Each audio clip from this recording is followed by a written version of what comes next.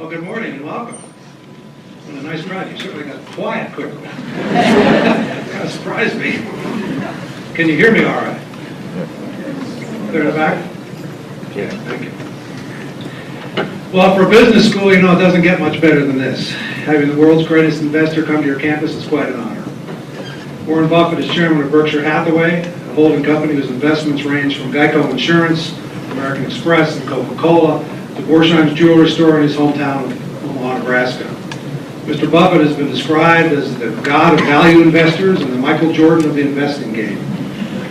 He began his first investment partnership in the mid-1950s with $100 of his own money. A few years later, he began investing in a struggling Massachusetts textile mill called Berkshire Hathaway. Through Berkshire, he started putting capital into other businesses, chiefly insurance, which generated cash streams for more investments, which have done very well indeed, as we all know. From a share price of about $18 in 1965, Berkshire today trades around $69,100 a share. You're going to go out and buy about 100 shares. Over time, the company's annualized performance is more than double that of S&P 500, and Berkshire today is worth more than $100 billion. But Mr. Buffett is known as much for his unpretentious style as for his lofty success. He has become a champion of investors and is legendary for his aversion to corporate doublespeak. He is rare among CEOs in that he cheerfully admits his mistakes. 3 years ago, he wrote in his annual report that Berkshire would have done better if he'd simply had gone to the movies. There weren't very many years like that since 1965, believe me. Berkshire was proudly, even defiantly absent from the dot-com hysteria of the last few years. And now that the bubble has burst, as we all know, it's Warren Buffett who's having the last laugh. In his most recent letter to shareholders, he wrote, quote, "We have embraced the 21st century by entering such cutting-edge industries as brick, carpet, insulation, and paint. Try to control your excitement," unquote.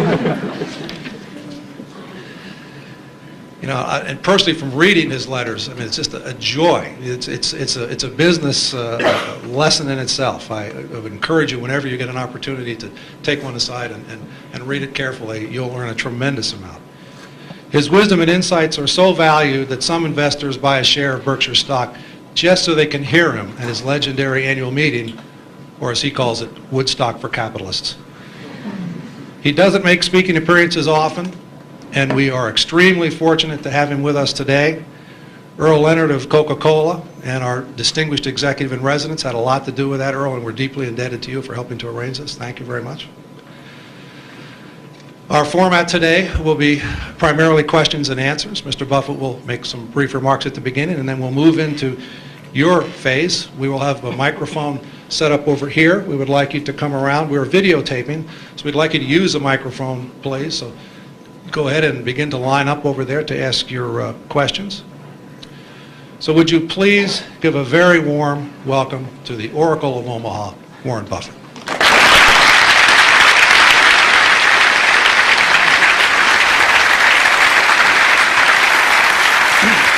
Your mic, so you can go anywhere you want. Yeah, right. Thank you. Testing. 1 million, 2 million. Okay.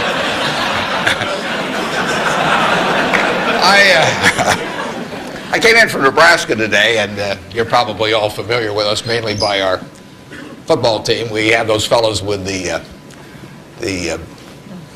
big white helmets with those red ends on them. I asked one of our starters the other day, what's the N stand for? And he said, knowledge.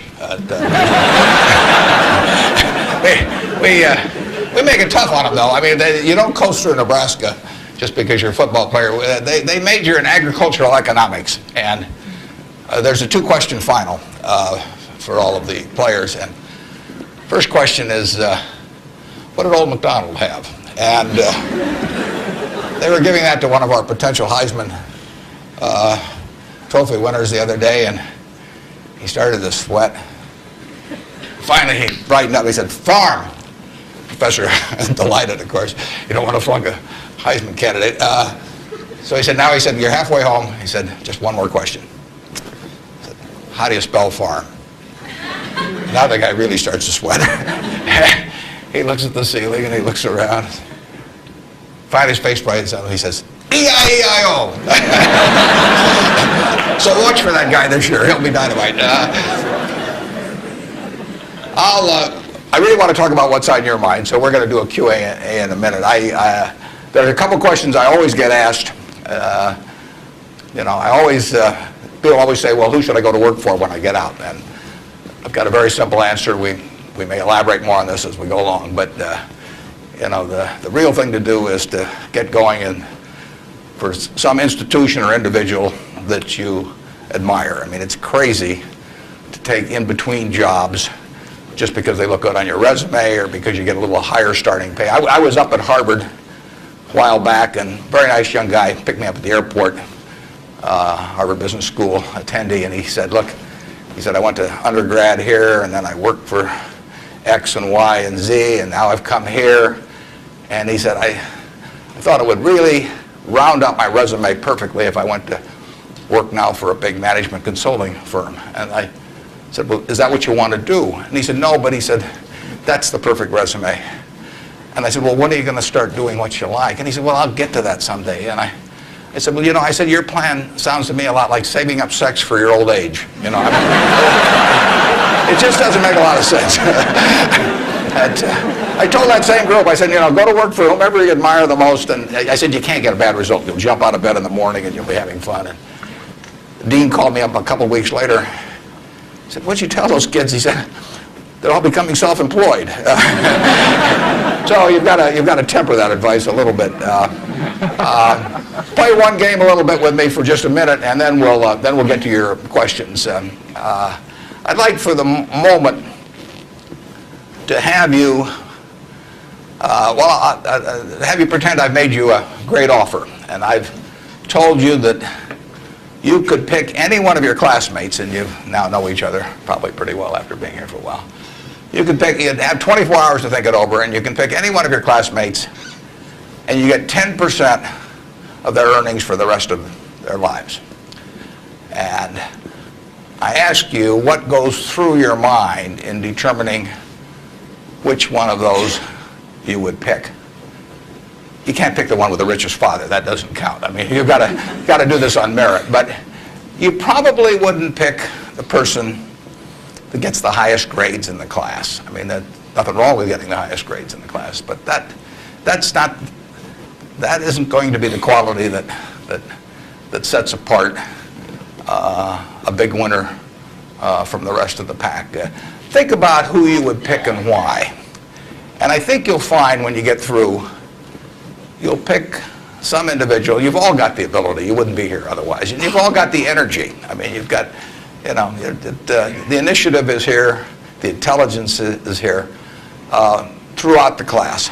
But some of you are going to be bigger winners than others. And it gets down to a bunch of qualities that, interestingly enough, are self-made. I mean, it's not how tall you are. It's not whether you can kick a football 60 yards. It's not whether you can run the 100-yard dash in 10 seconds. It's not whether you're the best-looking person in the room. It's a whole bunch of qualities that really come out of Ben Franklin or the Boy Scout code or whatever it may be. I mean, it's integrity, it's honesty, it's generosity, it's being willing to do more than your share. It's just all those qualities that are self-selected. And then if you look on the other side of the ledger, because there's always a catch to these, free gifts and genie jokes. So you also have to, and this is the fun part, you also have to sell short one of your classmates and pay 10% of what they do. So who do you think is going to do the worst in the class? This is way more fun. And think about it again. And again, it isn't the person with the lowest grades or anything of the sort. It's the person who just doesn't shape up in the character department. I mean, we look for three things when we hire people. We look for intelligence, we look for initiative or energy, and we look for integrity. And if they don't have the latter, the first two will kill you. Because if you're going to get somebody without integrity, you want them lazy and dumb. I mean, you don't want them smart and energetic. So it's that third quality, but everything about that quality is your choice. You can't change the way you are wired much, but you can change a lot of what you do with that wiring. And it's the habits that you generate now on those qualities, or those negative qualities. I mean, the person who always, claims credit for things they didn't do, that always cuts corners, that you can't count on. I mean, in the end, those are habit patterns. And the time to form the right habits is when you're your age. I mean, it doesn't do me much good to get golf lessons now. If I'd gotten golf lessons when I was your age, I might be a decent golfer. But someone once said the chains of habit are too light to be felt until they're too heavy to be broken. And I see that all the time. I see people with habit patterns that are self-destructive when they're 50 or 60, and they really can't change them. They're imprisoned by that. But you're not imprisoned by anything. So when you write down the qualities of that person that you'd like to buy 10% of, look at that list and ask yourself, is there anything on that list I couldn't do? And the answer is there won't be. And when you look at the person you sell short and you look at those qualities that you don't like, if you see any of those in yourself, egotism, whatever it may be, selfishness, you can get rid of that. I mean, that is not ordained. And if you follow that, and Ben Franklin did this, and my old boss Ben Graham did this at early ages in their young teens. Ben Graham looked around and he said, who do I admire? And he wanted to be admired himself, and he said, why do I admire these other people? And he said, if I admire them for these reasons, maybe other people will admire me if I behave in a similar manner. And he decided what kind of a person he wanted to be. And if you follow that, at the end, you'll be the person you want to buy 10% of. I mean, that's the goal in the end. And it's something that's achievable by everybody in this room. So that's the end of the sermon. Now let's talk about what's on your mind. And you can ask anything. The only thing I won't tell you is what we're buying or selling or about. I don't even tell myself that. I mean, I write it down, and then it's like the Coca-Cola formula. There's only 2 people can get into the trust department and find out what they are, and I don't know who the 2 are. So we don't talk about what we're buying or selling, but anything else is fair game. Personal, business, anything you'd like to talk about. And actually, the tougher the questions are, the more interesting it is for me. So don't spare my feelings. I mean, just throw at my head. And with that, let's. I guess we've got a microphone. Is this the only microphone, or is there one on? This is the only microphone. Okay. Right here. To ask the question, you'll need to come down to this microphone. Just stand in line, and I'll be Regis Philbin, and you can. Yes. I have an old-fashioned belief that I should expect to make money in things that I understand. And when I say understand, I don't mean understand, what the product does or anything like that. I mean understand what the economics of the business are likely to look like 10 years from now or 20 years from now. I know, in general, what the economics of, say, Wrigley chewing gum will look like 10 years from now. The internet isn't going to change the way people chew gum. It isn't going to change which gum they chew. If you own the chewing gum market in a big way, and you've got Double Mint and Spearmint and Juicy Fruit, those brands will be there 10 years from now. So I can't pinpoint exactly what the numbers are going to look like on Wrigley, but I'm not going to be way off if I try to look forward on something like that. That evaluating that company is within what I call my circle of competence. I understand what they do, I understand the economics of it, I understand the competitive aspects of the business. There can be all kinds of companies that have wonderful futures, but I don't know which ones they are. I've given talks in the past where I carry with me a 70-page, tightly printed list, and it shows 2,000 auto companies. Now, if at the start of the 20th century, you had seen what the auto was going to do to this country, the impact it would have on the lives of then your children and grandchildren and so on. It transformed the American landscape. But if those 2,000 companies, 3 basically survive, and they haven't done that well many times. So how do you pick 3 winners out of 2,000? I mean, it's not so easy to do. It's easy when you look back, but it's not so easy looking forward. So you could have been dead right on the fact that the auto industry, in fact, you probably couldn't have predicted how big an impact it would have. But you wouldn't have, if you'd bought companies across the board, you wouldn't have made any money, because the economic characteristics of that business were not easy to define. I've always said the easier thing to do is figure out who loses. And what you really should have done in 1905 or so, when you saw what was going to happen with the auto, is you should have gone short horses. There were 20 million horses in 1900, and there's about 4 million horses now. So it's easy to figure out the losers. You know, the loser is the horse. But the winner was the auto overall. But 2,000 companies just about failed. A few merged out and so on. There were 3 companies, auto companies, in the Dow Industrials in the 1920s and 30s. Studebaker, Nash Kelvinator, and Hudson Motor. Now those names are all familiar to me, and maybe some of them are familiar to you, but they're not making any cars. You know, they didn't make money, and yet at one time they were in the Dow 30. They were the aristocrats of American business, and they got creamed. So figuring out the economic characteristics of the winners in a wonderful business is not easy. In North Carolina, you know, Orville and Wilbur took off, or I guess Orville took off and Wilbur watched. I'd have been Wilbur. But if you could have seen the future of the airline business from that point forward and how that would transform things, you know, it would have blown you away. And it's excited people, incidentally, ever since. But if there had been a capitalist at Kitty Hawk, he should have shot Orville down. I mean, because it's done nothing but cost investors money. There were over 400 airplane companies in the 1920s and 30s alone. There was in Omaha. There was in Nebraska. We were the Silicon Valley, apparently, of aircraft. And they all disappeared. It's been a terrible business. At the end of 1991, if you'd added up the aggregate earnings from all airline companies with billions poured in, since Wilbur and Orville were down there, they came to less than zero. You know, the number of passengers went up every year. You know, the importance of the industry was dramatically increased decade by decade, and nobody made any money. So figuring out the economic consequences. TV, I think there's, 20, 25 million sets a year sold in the United States. I don't think there's one of them made in the United States anymore. I mean, you'd say TV set manufacturer, what a wonderful business. I mean, everybody, and nobody had a TV in 1950, or thereabouts, 45 to 50. Everybody has multiple sets now. Nobody in the United States has made any real money making the sets. They're all out of business. You know, the Magnavoxes, the RCAs, all of those companies. Radio was the equivalent of the 20. Over 500 companies making radios in the 1920s. Again, I don't think there's a U.S. radio manufacturer at the present time. But Coca-Cola, you know, what was it, 1884 at Jacobs Pharmacy or whatever, the fellow comes up with something. A lot of copiers over the years.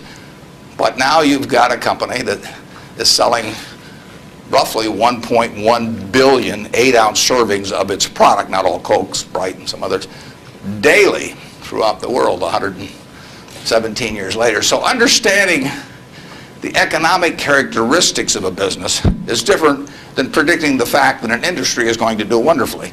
And so when I look at the internet businesses, or I look at tech businesses, I say this is a marvelous thing, and I love to play around on the computer, and I order my books from Amazon and all kinds of things, but I don't know who's going to win. And unless I know who's going to win, I'm not interested in investing. I'll just play around on the computer. And defining your circle of competence is the most important aspect of investing. It's not how important, how large your circle is. You don't have to be an expert on everything. But knowing where the perimeter of that circle of what you know and what you don't know is, and staying inside of it, is all important. Tom Watson Sr., who started IBM, said in his book, he said, I'm no genius, he said, but I'm smart in spots, and I stay around those spots. And you know, that is the key. So if I understand a few things, and I stick in that arena, I'll do okay. And if I don't understand something, but I get all excited about it because my neighbors are talking about it, and stocks are going up and everything, I start fooling around someplace else, eventually I'll get creamed, and I should. So now let's go over here. Hello, Mr. Buffett. I got 2 short questions. One is, how do you find intrinsic value in a company? Well, intrinsic value is what is the number that if you were all-knowing about the future and could predict all the cash that a business would give you between now and Judgment Day, discounted at the proper discount rate, that number is what the intrinsic value of a business is. In other words, the only reason for making an investment and laying out money now is to get more money later on, right? That's what investing is all about. Now, when you look at a stock, when you look at a bond, assuming it's the United States government bond, it's very easy to tell how much you're going to get back. It says it right on the bond. It says when you get the interest payments, it says when you get the principal. So it's very easy to figure out the value of a bond. It can change tomorrow if interest rates change, but the cash flows are printed on the bond. The cash flows aren't printed on a stock certificate. That's the job of the analyst, is to print out, change that stock certificate, which represents an interest in the business, and change that into a bond and say, this is what I think it's going to pay out in the future. When we buy, some new machine for Shaw to make carpet, that's what we're thinking about, obviously, and you all learn that in business school. But it's the same thing for a big business. If you buy Coca-Cola today, the company is selling for about $110 to $15 billion in the market. The question is, if you had 110 or 15 billion, you wouldn't be listening to me, but I'd be listening to you incidentally. But the question is, would you lay it out today to get what the Coca-Cola company is going to deliver to you over the next 200 or 300 years? The discount rate doesn't make much difference as you get further out. And that is a question of how much cash they're going to give you. It isn't a question of, it isn't a question of how many analysts are going to recommend it or what the volume in the stock is or what the chart looks like or anything. It's a question of how much cash it's going to give you. That's the only reason. It's true if you're buying a farm. It's true if you're buying an apartment house. Any financial asset. Oil in the ground, you're laying out cash now to get more cash back later on. And the question is how much are you going to get, when are you going to get it, and how sure are you? And when I calculate intrinsic value of a business, when we buy businesses, and whether we're buying all of a business or a little piece of a business, I always think we're buying the whole business because that's my approach to it. I look at it and say, what will come out of this business and when? And what you really like, of course, is them to be able to use the money they earn and earn higher returns on it as you go along. I mean, Berkshire has never distributed anything to its shareholders, but its ability to distribute goes up as the value of the businesses we own increases. We can compound it internally, but the real question is, Berkshire selling for, we'll say, 105 or so billion now. What can we distribute from that 100? If you're going to buy the whole company for 105 billion now, can we distribute enough cash to you soon enough to make it sensible at present interest rates to lay out that cash now? And that's what it gets down to. And if you can't answer that question, you can't buy the stock. You can gamble in the stock if you want to, or your neighbors can buy it. But if you don't answer that question, and I can't answer that for internet companies, for example. There are a lot of companies, there are all kinds of companies I can't answer it for, but I just stay away from those. Number two. So you got formulas involved in finding intrinsic values on certain companies. I mean, you've got a mathematical system set up. Discounted present value of future cash, yeah. Okay. Second short question is, why haven't you written down your set of formulas or your strategies in written form so you can share it with everyone else? Well, I think I actually have written about that. If you read the annual reports over the recent years, in fact, the most recent annual report, I use what I've just been talking about. I use the illustration of Aesop. Because here Aesop was in 600 BC. Smart man, wasn't smart enough to know it was 600 BC, though. I mean, would take a little foresight. But Aesop, in between tortoises and hares and all these other things, he found time to write about, birds. And he said, a bird in the hand is worth two in the bush.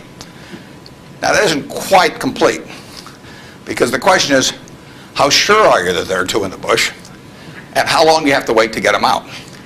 Now, he probably knew that, but he just didn't have time because he had all these other proverbs to write and had to get on with it. But he was halfway there in 600 BC. That's all there is to investing, is how many birds are in the bush, when are you going to get them out, and how sure are you? Now, if interest rates are 15%, roughly, you've got to get two birds out of the bush in 5 years to equal the bird in the hand.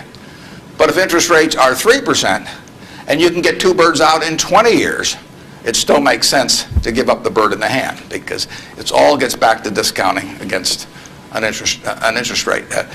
Problem is, often you don't know, not only how many birds are in the bush, but in the case of the internet companies, there weren't any birds in the bush. But they still take the bird that you give them if in the hand. But I actually have written about this sort of thing, and stealing heavily from Aesop, who wrote it some 2,600 years ago, but I've been behind on my reading. Yeah. Good morning. I know you're famed for your success, but I was curious if there were any particular moments in your life that, or mistakes or failures that you've made that were particularly memorable, what you may have learned from them, and if you had any particular advice for the students here in dealing with discouraging circumstances. Yeah, I've made a lot of mistakes. Biggest mistake, well, not the biggest, necessarily the biggest, but buying Berkshire Hathaway itself was a mistake, because Berkshire was a lousy textile business, and I bought it very cheap. I'd been taught by Ben Graham to buy things on a quantitative basis. Look around for things that are cheap. And that I was taught that, we'll say in 1949 or 50. It made a big impression on me. So I went around looking for what I call used cigar butts of stocks. And the cigar butt approach to buying stocks is that you walk down the street and you're looking around for cigar butts, and you find this on the street, this terrible looking, soggy, ugly looking cigar, one puff left in it. But you pick it up and you get your one puff. Disgusting, you throw it away, but it's free. I mean, it's cheap. And then you look around for another soggy, one puff cigarette. Well, that's what I did for years. It's a mistake. Although you can make money doing it, but you can't make it with big money. It's so much easier just to buy wonderful businesses. So now I would rather buy a wonderful business at a fair price than a fair business at a wonderful price. But in those days, I was buying cheap stocks. And Berkshire was selling below its working capital per share. You got the plants for nothing, you got the machinery for nothing, you got the inventory and receivables at a discount. It was cheap. So I bought it.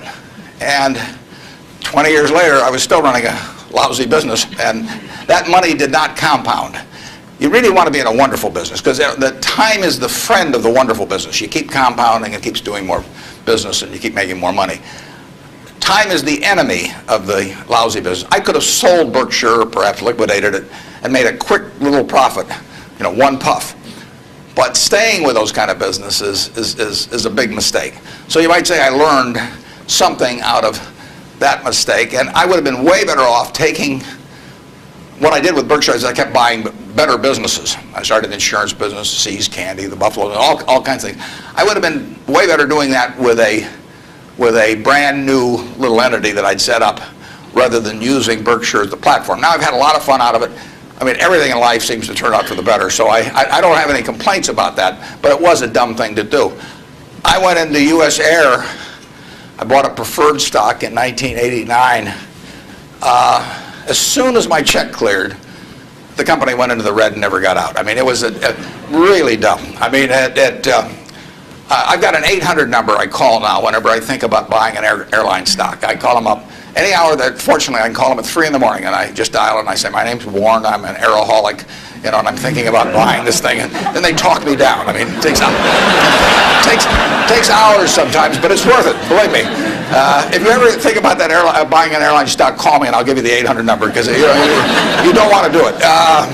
But we got lucky in terms of how we eventually came out on it, but it was a dumb decision, all mine. And I've done biggest in terms of opportunity cost, eventual costs.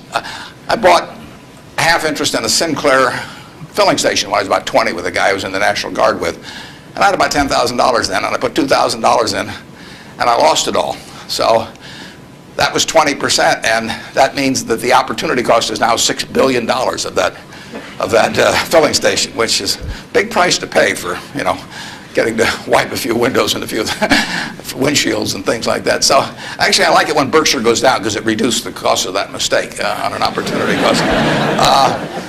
But the biggest mistakes we've made by far, biggest mistakes I've made by far are mistakes of omission and not commission. I mean, it's the things I knew enough to do, they were within my circle of competence, and I was sucking my thumb. And that is really, those are the ones that hurt. They don't show up anyplace. I probably cost Berkshire at least $5 billion, for example, by sucking my thumb 20 years ago, or close to it, when Fannie Mae was was having some troubles, and we could have bought the whole company for practically nothing. And I don't worry about that if it's Microsoft, because I don't know it. Microsoft isn't in my circle of competence. And so I don't have any reason to think I'm entitled to make money out of Microsoft or out of cocoa beans or whatever. But I did know enough to understand Fannie Mae, and I blew it. And that never shows up under conventional accounting. But I know the cost of it. I know. I passed it up. And those are the big, big mistakes. And I've had plenty of them.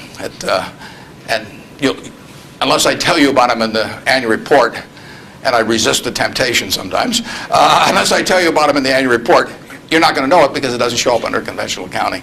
But omission is way bigger than commission. There's big opportunities in life have to be seized. We don't do very many things, but when we get the chance to do something that's right and big, we've got to do it. And even to do it in a small scale is just as big a mistake almost as not doing it at all. I mean, you've really got to grab them when they come, because you're not going to get 500 great opportunities.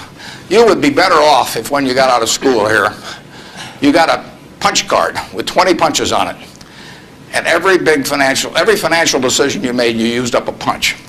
You'd get very rich because you'd think through very hard each one. I mean, you went to a cocktail party and somebody talked about a company you didn't even understand what they did or couldn't pronounce the name, but they made some money last week and another one like it.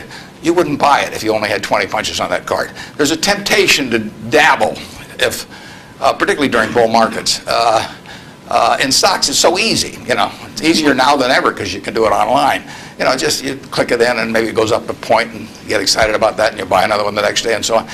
You can't make any money over time doing that. But if you had a punch card with only 20 punches, you weren't going to get another one in the rest of your life, you would think a long time before every investment decision. And you would make good ones and you'd make big ones. And you probably wouldn't even use all 20 punches in your lifetime, but you wouldn't need to. Yep. Mr. Buffett, good morning. In your comments about making mistakes and errors like that, can you talk a little bit about your sell discipline when you're in a position and you feel like it's no longer good? What criteria to use when you just finally abandon it? Yeah, when I started out, the sell situation has changed over the years, because when I started out, I had way more ideas than money. I mean, I would go through Moody's manual. I went through it page by page, and then I went through it again page by page. And I found stocks in there that I could understand that were selling at like 2 times earnings, even 1 times earnings. Well, when you only have $10,000, that can get a little frustrating. And if you don't like to borrow money, which I never like to borrow money, so I was always coming up with more ideas than I had money. So I had to sell whatever I liked least to buy something new that just was compelling to me. And for a long time, I was in that mode. And now our problem is we have more money than ideas. So if you look at our annual report, which is on the internet at our homepage, BerkshireHathaway.com, you'll see something in the back called the Economic Principles of Berkshire. And you will see, which I believe in setting out for my partners. They are my partners. I don't look at them as shareholders. I look at them as partners. They're going to be my partners for life. So I want to tell them how I think. And if they don't agree with the way I think, that's fine. But I don't want them to be disappointed in me. So I lay out there and I say, in terms of our wholly owned businesses, we're not going to sell no matter how much anybody offers us for them. I mean, if somebody offers us 3 times what something is worth at See's Candy, the Buffalo News, Borsheim's, whatever it may be, we're not going to sell it. I may be wrong in having that approach. I know I'm not wrong if I owned 100% of Berkshire, because that's the way I want to live my life. I've got all the money I could possibly need. It just amounts to a change in the newspaper story on my obituary and the amount of money that the foundation has. And to break off relationships with people I like and people that have joined me because they think it's a permanent home, to do that simply because somebody waves a big check at me would be like selling one of my children because somebody waved a big check. So I won't do that. And I want to tell my partners I won't do it so that they're not disappointed in me.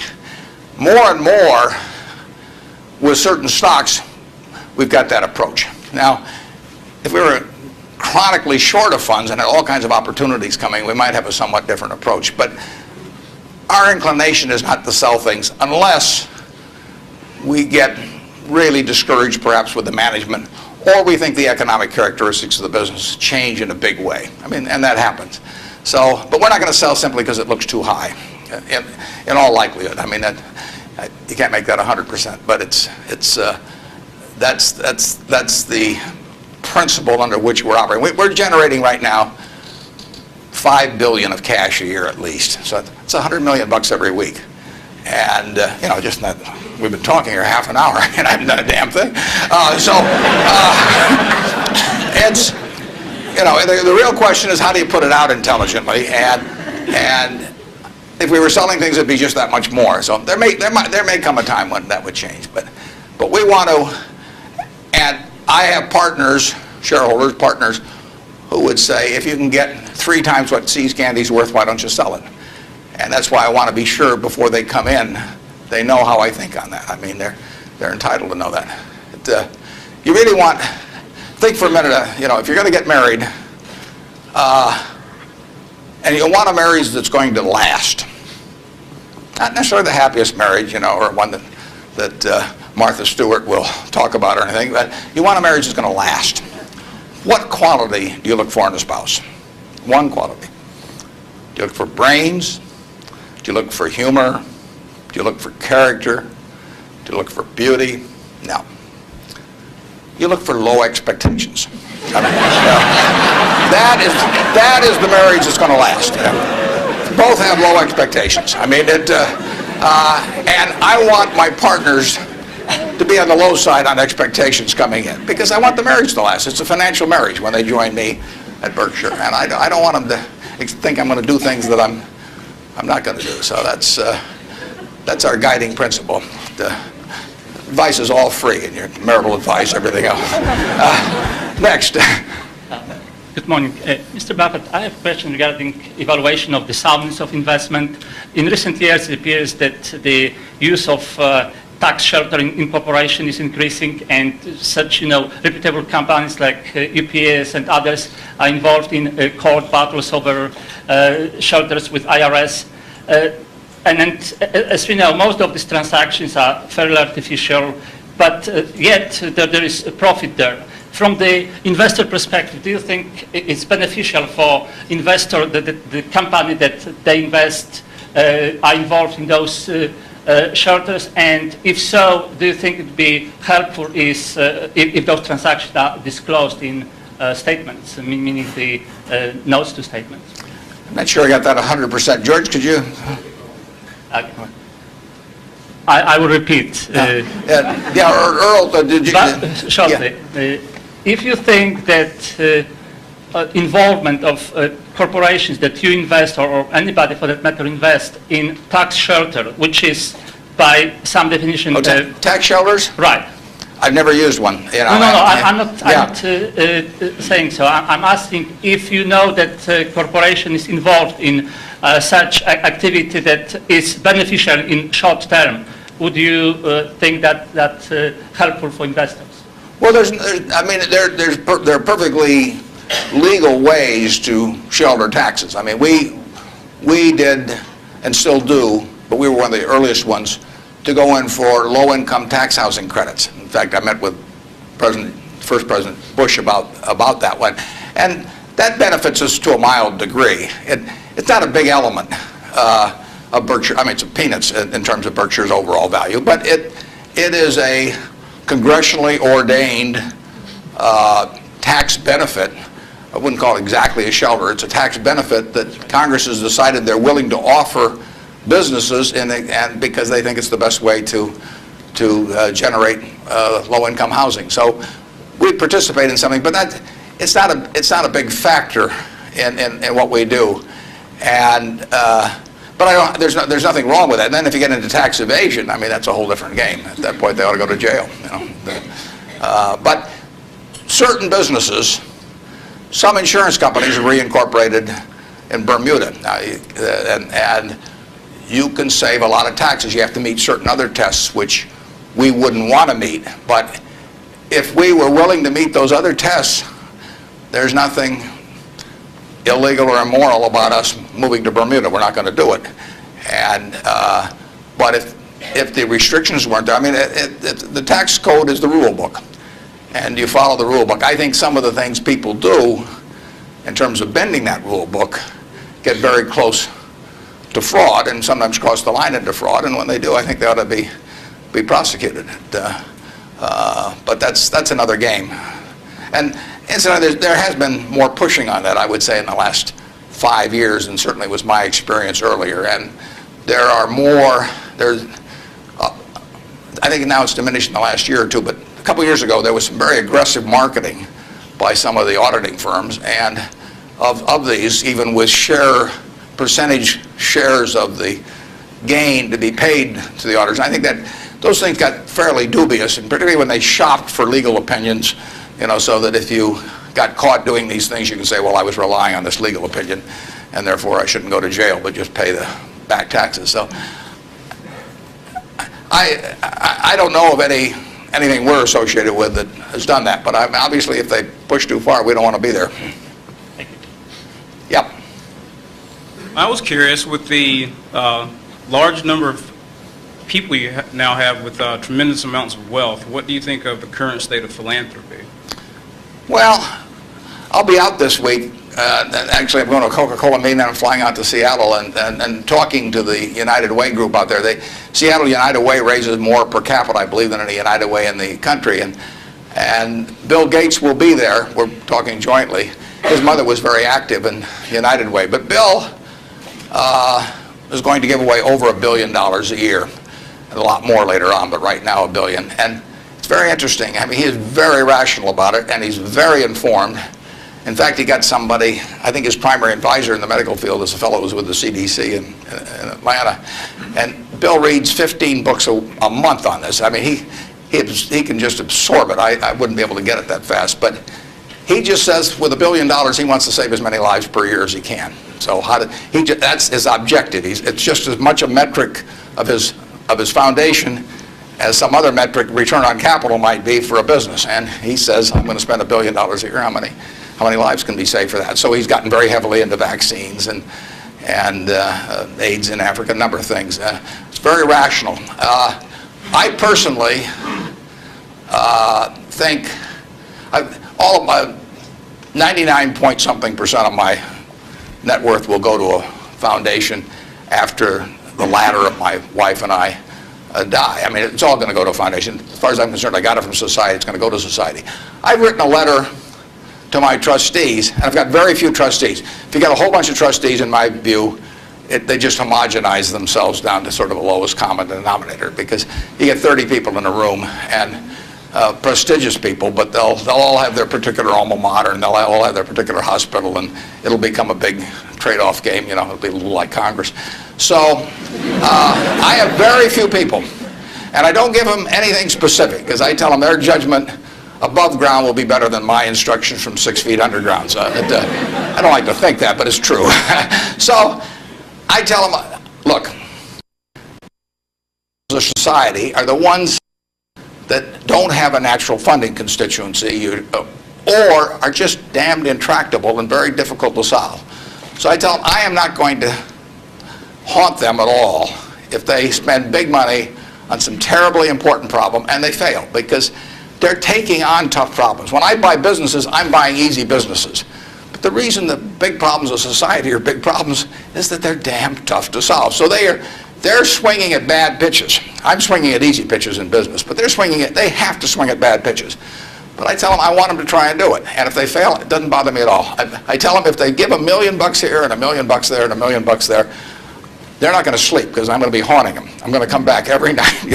I do not want the eyedropper approach used to philanthropy. But I want them to use their judgment to look at important problems that do not have a natural funding constituency. If the government's going to fund it, fine. They should be funding important problems, but we won't need to do it. The role of private philanthropy, in my opinion, is to fund things that don't have the natural constituency, and that's what Bill's doing. There aren't a bunch of people around that you can make an emotional appeal to make vaccines available to millions and millions of kids around the world. It doesn't tug at anybody's heartstrings. You can't name buildings after them. It just isn't the sort of thing that you can raise money for on an emotional basis. And there's nothing wrong with raising money on an emotional basis. But that is a problem that won't get solved by a funding constituent that's responding to that. But Bill is responding to what in his mind is the important thing, which is saving lives, and he doesn't care whether he gets his name on a building or whether anything happens or whether anybody knows about it. I mean, he gets publicity just because of the scale he's on, but he doesn't care about that. I can promise you that. So that's my philosophy, is that I got this money not because I'm a superior human being, not because I've done more for society than other people. I was wired the right way to be dropped into the United States at this particular time. I mean, it's a huge capitalistic society, and I'm wired, no credit to me, but I just was born that way, so that I'm better at asset allocation than other people to some degree. Just like other people are better at all kinds of other things. And I was with two teachers out at Sun Valley that are doing more for society than I am, and this market system does nothing for them. Market system does all kinds of things for me. Gates says if I'd been born 5,000 years ago, I'd have been some animal's lunch, because I can't run very fast, and I can't climb trees. I mean, and I could tell that animal was chasing me, wait till you see how I could allocate assets, But it wouldn't have made any difference. So here I am, I'm born now, just very, very lucky. And the odds when I was born in 1930, the odds were 50 to 1 against me being born in the United States. That's a terrible set of odds to face. And yet I was dropped down here, And if I'd been dropped down in Peru or someplace or China, I mean, I wouldn't have had a chance. So society is what does it for you. And it should go back, in my view, it should go back to society. If you've been lucky enough to be dropped into a society where your particular wiring pays off big, that's just luck. And there's nothing wrong with being lucky. I don't feel guilty about it or anything else, but I also don't feel that, I feel I have a lot of fun doing what I do, but I feel the money should go back into society, and it should go back as intelligently as it can. And the best way to do it intelligently is to have high-grade and intelligent people administering it at the time. And you don't know the problems that are going to be out there 10 years from now or 20 years from now or 30 years from now. But I do know if I've got a small number of high-grade, smart people, and high-grade is more important. If you gave me 20 extra points of IQ, but cheated a little on the high grade, I wouldn't take it, because they got to be. There's so many chances to do things in a petty way, or to try to. I mean, people get subverted in their own minds to their own interests rather than the interests of the institution. So I really want super high-grade people doing it, and I've got them. And I think the money might do a lot of good, it may do no good, but it'll be operating in fields where if it does some good, that good probably wouldn't have been done otherwise. Yep. I was just wondering, there's a lot of differences between the recent boom and bust in the stock market and the one in the 1920s. But there's also a lot of similarities, and those similarities are allowing people to draw the conclusion that stock prices will be depressed for some time to come. Where do you disagree and agree with that conclusion? Well, the whole century is quite interesting. If you take the 20th century, it was an unbelievable century for the United States. The GDP per capita, and that's the way to think of it, as per capita. Sometimes they talk about our GDP versus Europe's, but if their population's the same every year and ours goes up 1%, you've got to, in the end, you got to have a divisor as well as a numerator. And so GDP per capita in the 20th century in the United States went up 610%. Actually, qualitatively, it went up far more than that, because you can't really measure certain things in medicine or whatever it may be, and improvements. But just on a quantitative basis, it went up every single decade, including the decade of the 30s. So here you had 100 years when basically the U.S. citizenry was improving their lot decade by decade by decade. The 30s, it was up 13%. Best decade was World War II. The 40s, it's up 36%. The worst decade was the First World War. So you get sometimes you can get in trouble on analogies. But in any event, it was a huge period. Interestingly enough, there were 6 big periods in there for the stock market in both directions. There were 3 big bull markets. From 1900 to 1921, the Dow went from 66 to 71, less than a 10% move in 20 years. less than 0.5% a year. You got dividends too, but 0.5%. So it didn't move. From 21 to 29, as you point out, it went from 71 to a high of 381 in September of 1929. Went up 500%. Well, obviously, the well-being of the country didn't go up 500% during that period, and the well-being of the country went up a whole lot more than 10% during that first 21 years. So you got this very uneven development. Then from September 1929 until the end of 1948, the Dow went from 381 to about 180. It was cut in half. And that was 18 long years. And yet the per capita GDP was moving right up during this whole period. So the economy was doing fine. From 48 to 65, the Dow went again from about 180 up to close to 1,000. Again, 5 for 1, which was far outstripping it. From 65 to 81, the Dow went down, literally. Well, again, per capita GDP. And then we've had this last period where it's gone up terrifically. If you take the whole 100 years, it went up 180 for 1. Every $1,000 became 180,000. But 43 and 3/4 years were those 3 big, huge bull markets, and 56 and a quarter years were periods of stagnation. All in an economy that was doing fine, year after year after year. 56 and a quarter years, net, the Dow was down a couple hundred points during that period, and the other 43 and 3/4 years made up the rest of this move from 66 to 11,000 some on the Dow. So you say to yourself, how could it be that you could have a country that was doing better and better and better and better? Citizens were living, every generation was living better than the one that preceded it. But you had these huge changes. Big gains a few times, long periods of stagnation. 20 years, I mean, that's a long time to do nothing. The answer is that investors behave in very human ways, which is they get very excited during bull markets and they look in the rearview mirror and they say, I made money last year, I'm going to make more money this year, so this time I'll borrow, or the neighbor says, I wasn't in last year when that neighbor was dumber than I made a lot of money, so I'm going to go in this year. So they're always looking in the rearview mirror.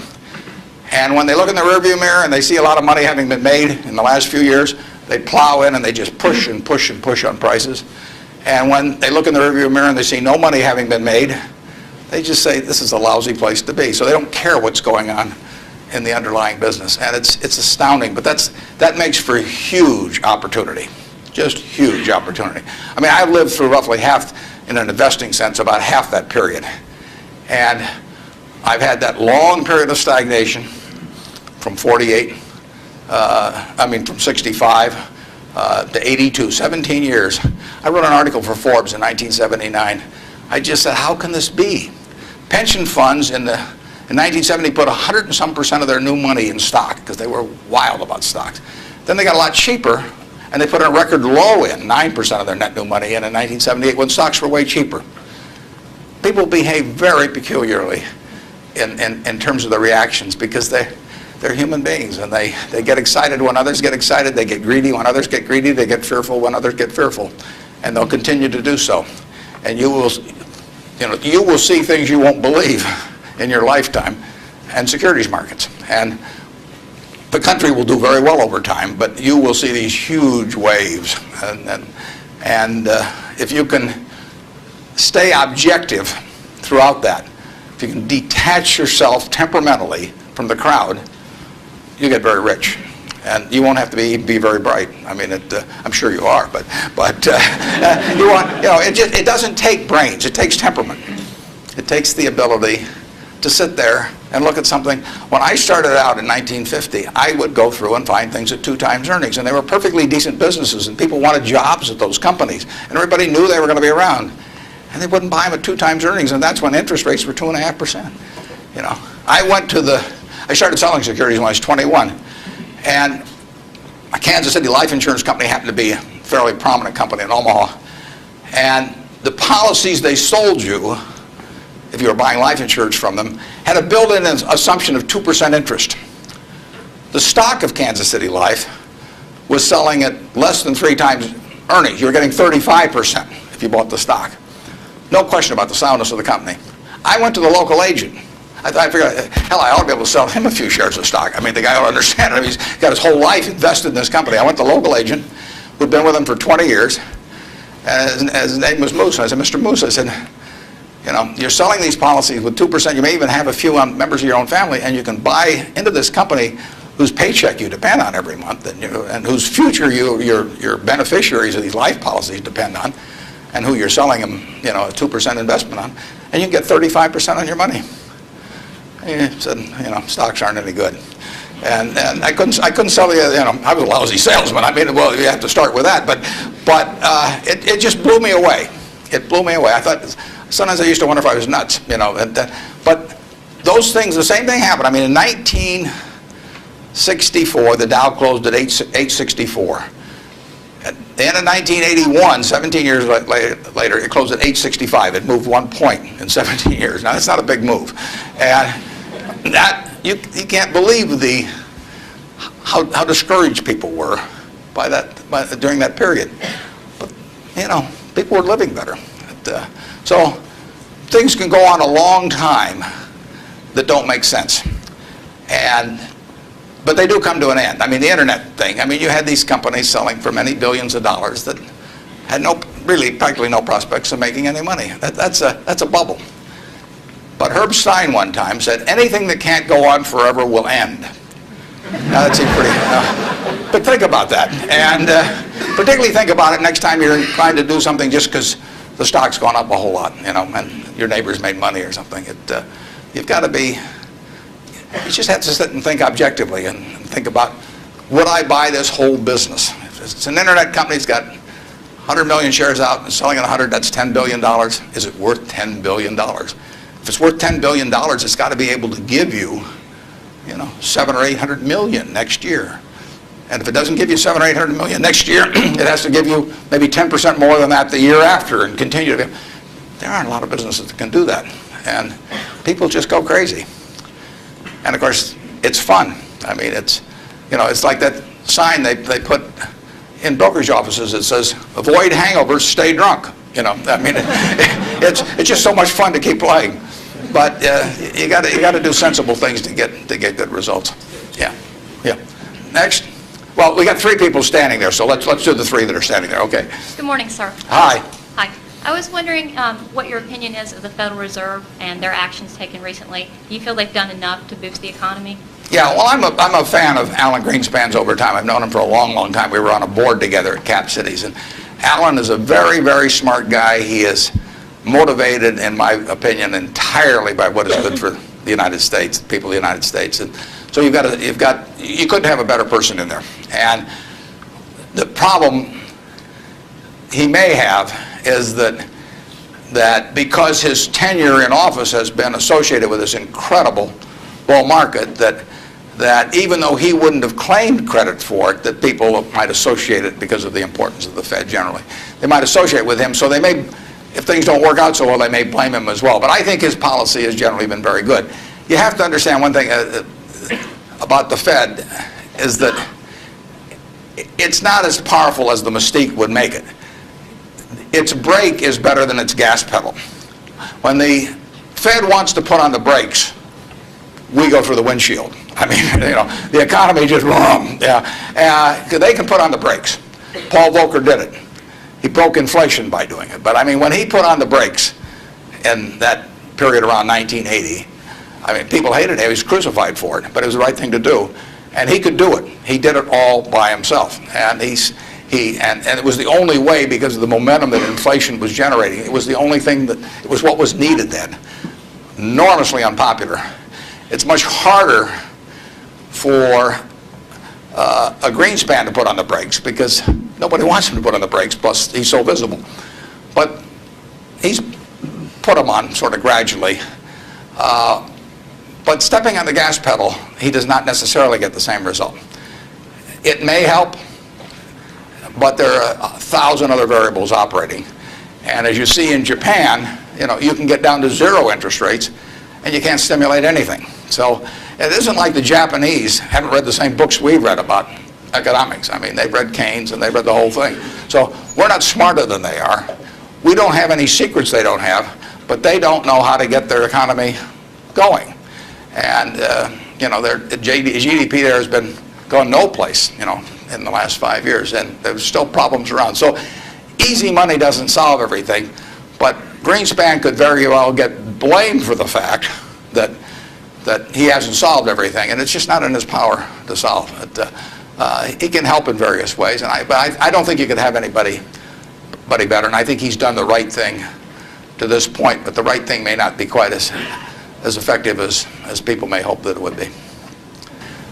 In economics, you always want to ask, and then what? You'll read in the paper, well, what happens if the Japanese start selling our government bonds, or what happens if they dump the dollar? They can't dump the dollar.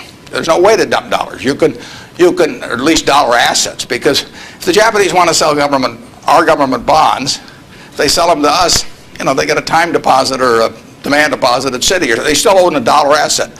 If they sell them to the French, they may get some assets from the French, but now the French have it. I mean, the only way you can reduce foreign investment in the United States is to change it around so they're consuming more than we're consuming from them. I mean, when we buy a television set from Japan, if we buy more television sets from them than they buy equivalent consumables from us, the exchange, what balances things is we give them some investment type asset, whether it's cash or a U.S. government bond or our stocks or our movie studios or our real estate or different things. And the only way that reverses is when we start running a trade surplus, which we're miles away from. So logically, if you read classic economics, you would believe that our currency would have been weaker over the recent years, and that it would be weak now. But there are other things operating, and that's one of the problems about economics, is there's never just one variable. There's usually hundreds of variables, and they operate with different impact at different times. I mean, it's not like a physics formula. I mean, I guess it would be if you got into the Heisenberg principle or something like that. But the formula has a lot of the same variables year after year, but the relative importance of those variables and how they interact with each other is never exactly the same. And that's what we find out, the Japanese find out, everybody finds out. And foreign currency, or the value of our dollar and currency rates, are defying what you would expect based on history. But as somebody said, if history were a perfect guide, the Forbes 400 would all be librarians. They just go and look it up in the books, and they'd always know all the answers. But history doesn't repeat itself, as Mark Twain said. History doesn't repeat itself, but it rhymes. I mean, things come back, but they don't quite come back in the same form. And we'll understand all this perfectly in a few more years, why the dollar's behaved the way it has. But I think it would be useful net for the U.S. if the dollar were less strong. Yes, Mr. Buffett, thanks for taking my question.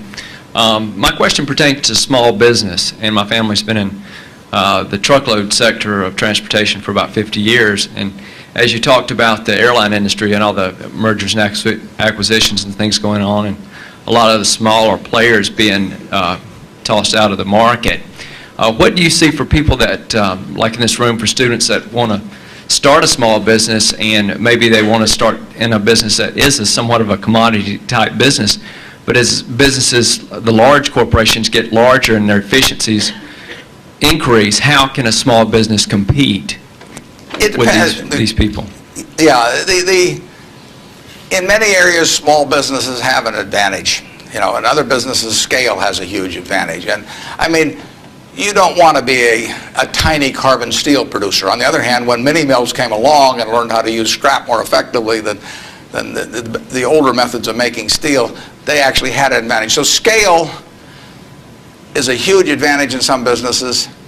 It's, the largest airlines haven't won. Southwest Airlines has won, starting with, just a few planes flying down there between Houston and Dallas. And they have become bigger, but their ambition hasn't been to be the biggest. And, they probably buy their fuel just as cheap as United, and they probably bought it, when they're a lot smaller. Walmart is a classic example. I mean, who would have thought 25 years ago, 30 years ago, I mean, here was Sears with a 100-story plus building in Chicago, had access to money far cheaper than Sam Walton. I mean, Sam Walton's credit was not as good as Sears. Every supplier wanted to do business with Sears. Nobody had ever heard of Sam. Every real estate developer who was developing a new shopping center went first to Sears, and Sam got the short end. So here's a guy starting in Bentonville, Arkansas, and he kills them. over time. Just plain kills them. And disadvantage in buying, disadvantage in borrowing, disadvantage in real estate. Advantage, Sam Walton, and his ability to inspire, in the end, hundreds of thousands of people to be enthusiastic about going to work and doing the right things over time. So I would be just as optimistic about small business generally. Now, there's certain areas where scale is just plain important. But I see no disadvantage. We intentionally at Berkshire, we have 112,000 employees, more in Georgia than in any other state in the union, incidentally. We employ a lot up near Dalton, and we employ a lot of people in Macon at Geico. And we intentionally, with our 112,000 employees, we probably have, I don't know how many business units, but lots.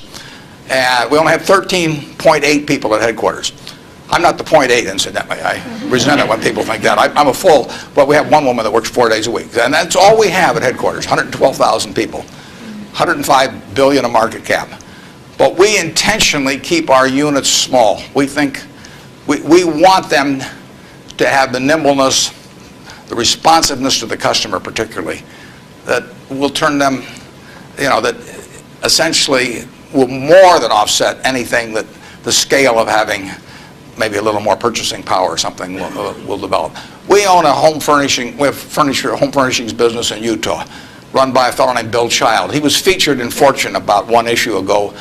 The cover story was God in Business. Bill was the #1 illustration. Bill took that business from his father-in-law when it was doing $250,000 a year, and he now has over half the business in Utah in his field, about close to $400 million. He built it by thinking about the customer. And the truth was, he was competing with Sears, he was competing with Levitt's, was a huge furniture retailer in the past. He was competing with everybody. But all he thought about from the moment he got up in the morning was, how do I take care of my customer? And that wins. We have a business in Omaha, some of you may have heard of. It's the largest home furnishing store in the world. In Omaha, which only has a SMSA of 650,000 people. It's on 72 acres. It does $325 million in one location, which happens to be $500 for every man, woman, and child in the SMSA, but it draws from beyond that. That business comes about, or has resulted from an investment of $500 in 1937 by a woman who walked out of Russia in 1921.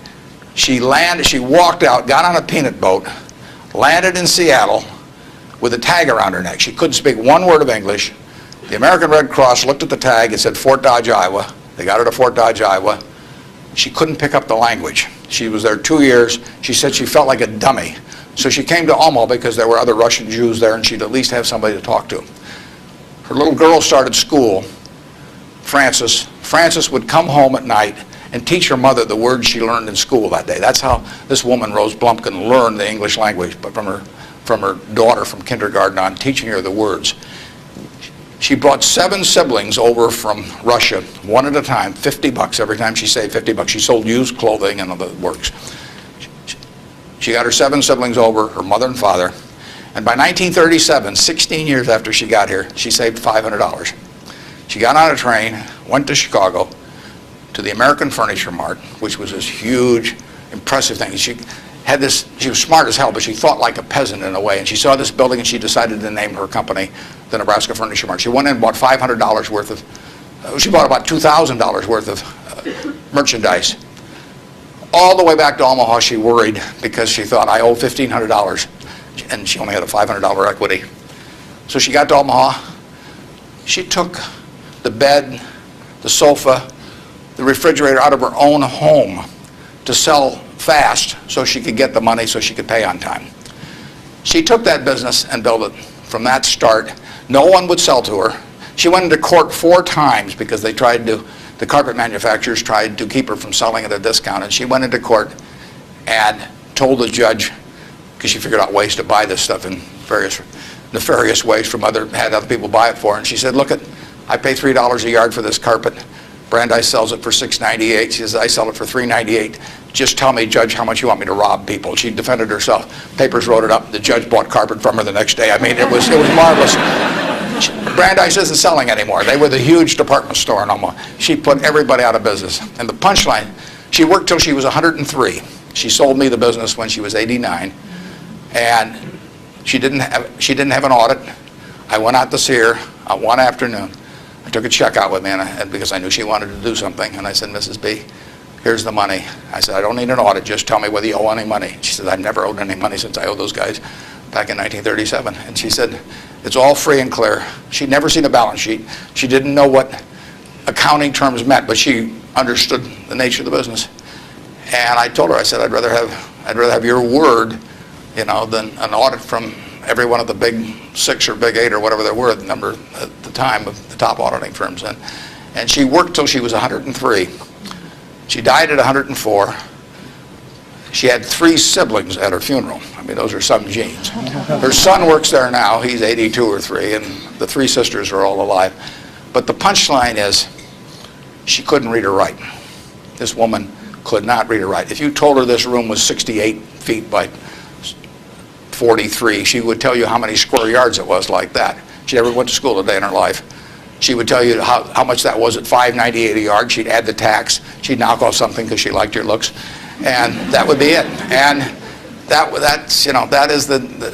that you can't beat that, and you can't replicate that at General Motors. You can't institutionalize that.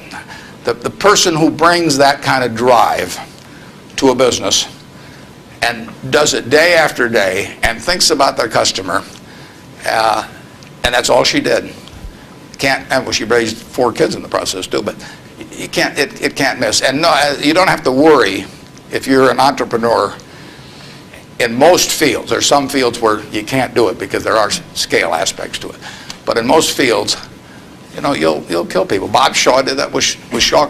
Nobody ever heard of Shaw in carpet 30 years ago, and he's got 40% of the carpet business in the country. So it's a great field of opportunity out there, and I don't know about trucking specifically, but I wish you the best on it. And you won't be at a disadvantage in many fields if you're small, and you'll actually have an advantage. George, thank you.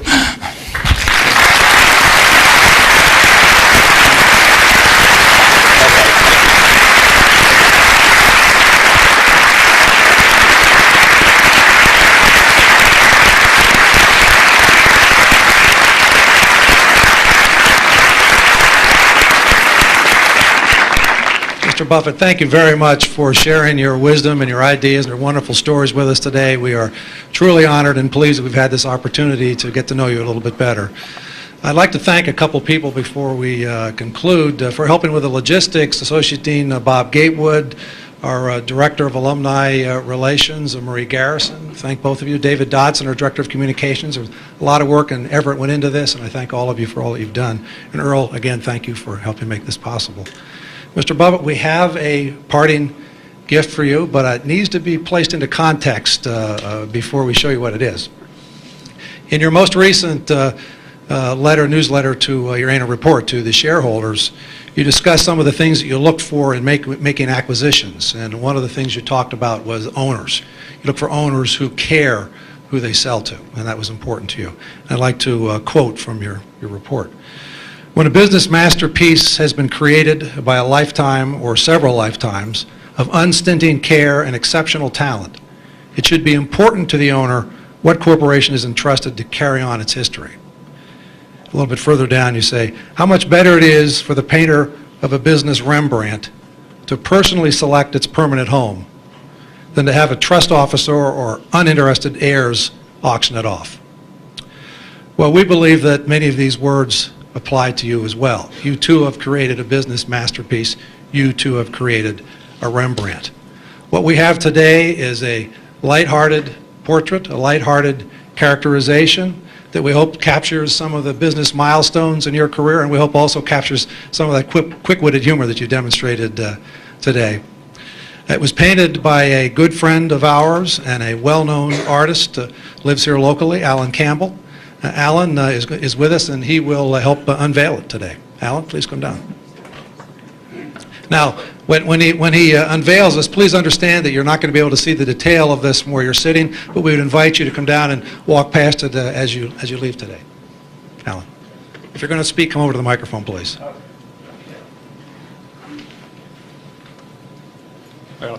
Thank you, and Mr. Buffett, I hope you'll maintain your sense of humor, which appealed to me greatly when reading your corporate report, and this is going to be a test of that famous humor.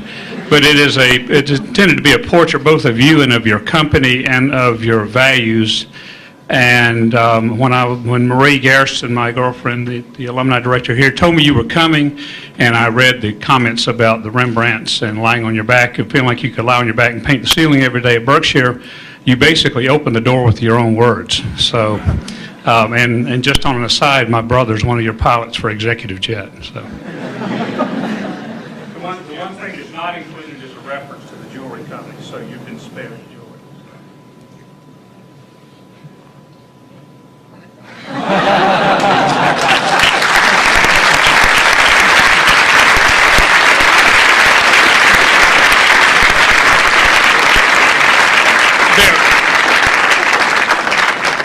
This is based on a very famous Rembrandt self-portrait, if anybody's information. Mr. Buffett will sign autographs. If you've got books with you you'd like him to sign, we'll set up a table down front here as for the next 15 or 20 minutes. If you'd like to take a picture, if you've got a camera with you, please come on up. Don't hesitate. And thank you all for coming and participating today. It was a wonderful event. Thank you very much.